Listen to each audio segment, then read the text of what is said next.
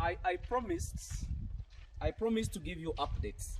So this is the feedlot I was talking about. It's an advanced makeup. I think you can see it. So whatever you see, I think you can see. We are going to put the yard.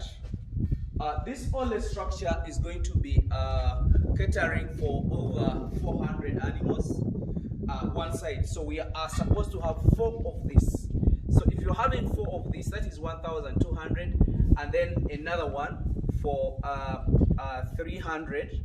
Sorry, yes, for 300. So we are going to have here over 1,500 heads of cattle.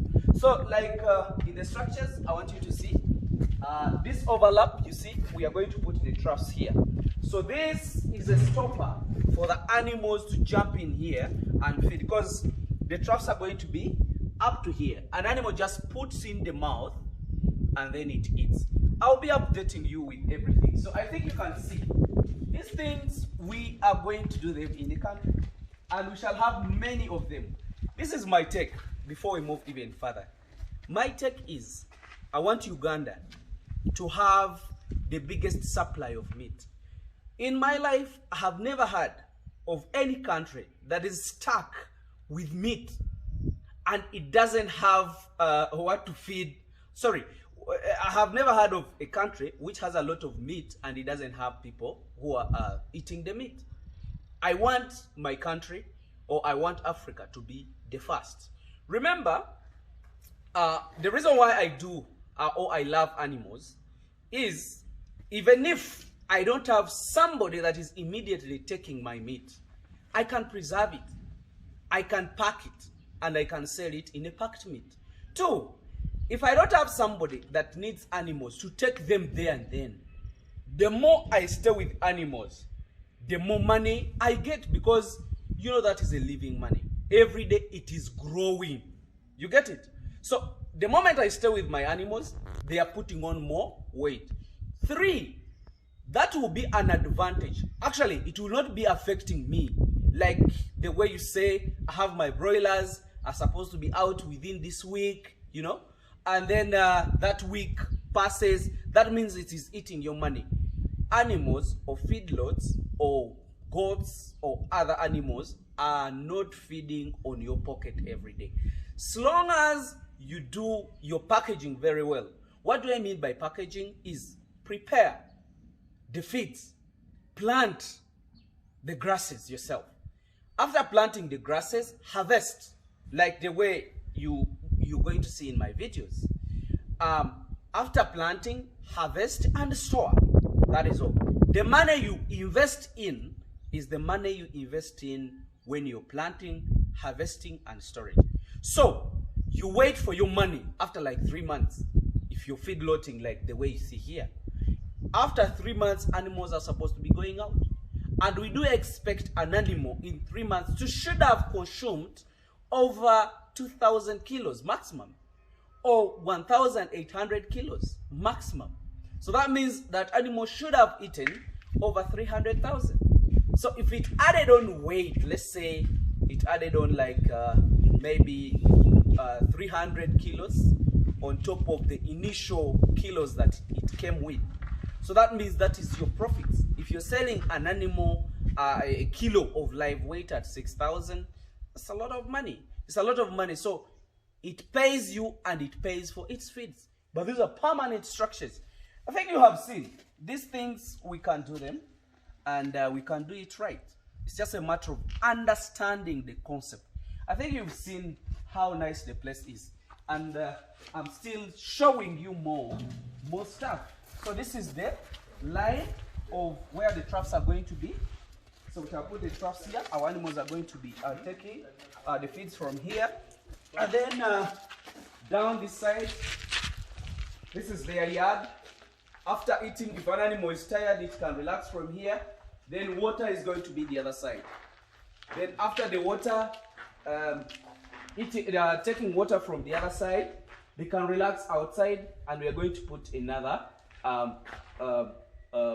feedlot. Sorry, we are going to put another yard, the exercising yard, because here the animals, the 400 will be compacted, so we have to extend. So if we extend and put the exercising yard, the other side outside, you find that in our feedlot, it will accommodate more other animals. Feedlotting means giving an animal extra feeding, but eliminating or reducing on its movement.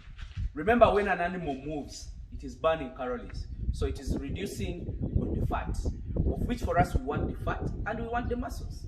So you're going to see the sugar grass in my video. I'm going to show it to you.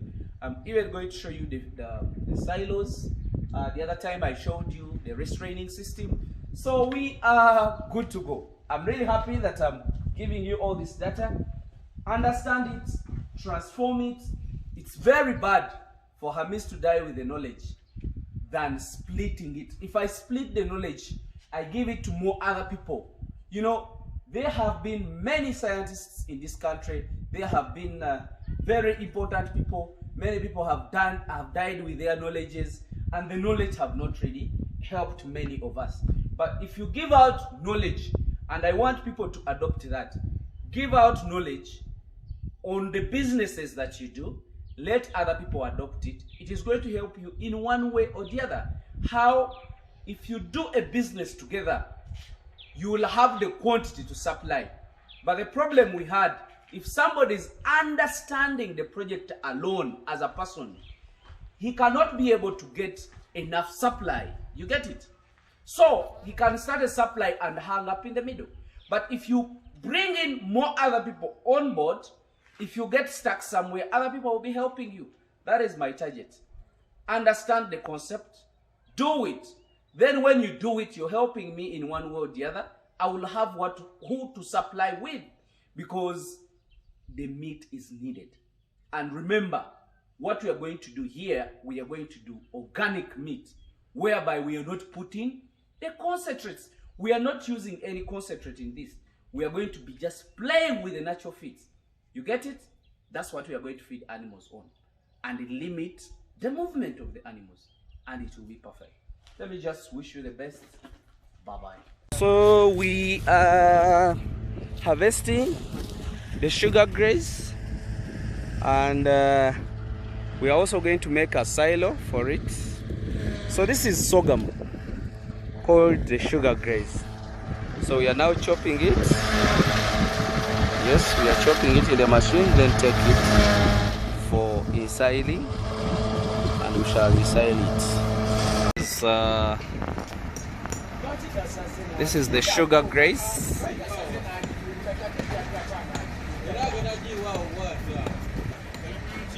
This is the sugar grass.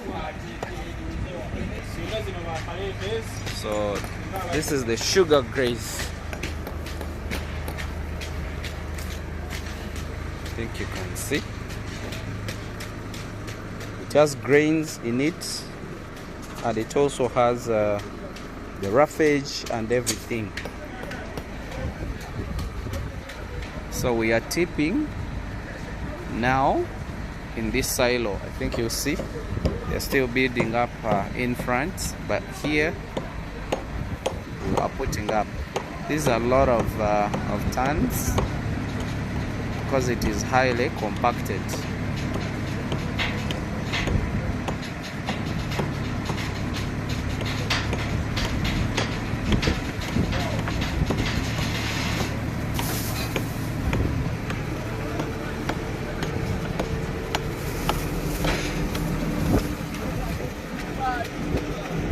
You see the grains.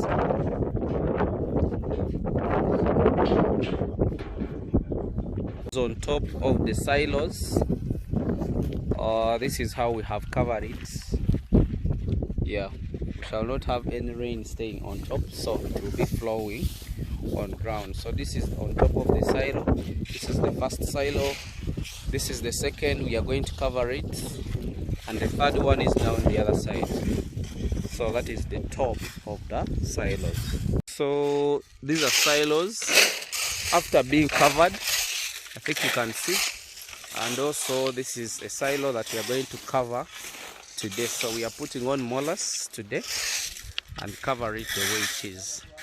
So those are some of the silos. Yeah.